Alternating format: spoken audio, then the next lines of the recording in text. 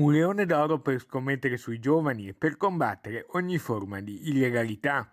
È questo il messaggio forte che arriva dal Leone d'Oro, la cui premiazione si è svolta a Palazzo Grandi Stazioni a Venezia e che ha visto la partecipazione di molti personaggi del mondo della cultura, della musica, dello sport e dell'imprenditoria nazionale.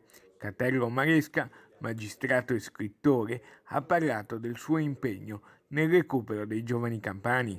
Una mano tesa che consenta loro di aggrapparsi e di uscire da questa strada sbagliata che spesso intraprendono quasi inconsapevolmente, una opportunità credibile perché possano abbracciare la causa dello Stato e non quella della criminalità organizzata. Ecco come il premio è stato rilanciato a Venezia, nella sede della Regione Veneto. Penso che sia andata molto bene anche perché abbiamo premiato personaggi nei vari campi, sono personaggi veramente illustri e poi abbiamo premiato tantissime persone nel mondo del calcio.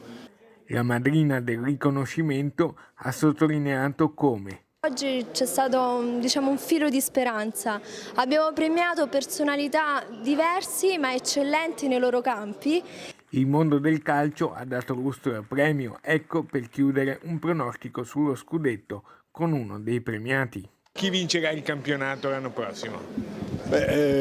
Quest'anno credo che sia più equilibrato, che la Juventus abbia un avversario vero rispetto agli anni passati che è l'Inter, però da non sottovalutare è l'Atalanta, su questo penso che non ci siano dubbi, anche perché sta dimostrando di crescere l'Atalanta, anche come mentalità e il percorso fatto in Coppa dei Campioni credo che le sia stato molto importante.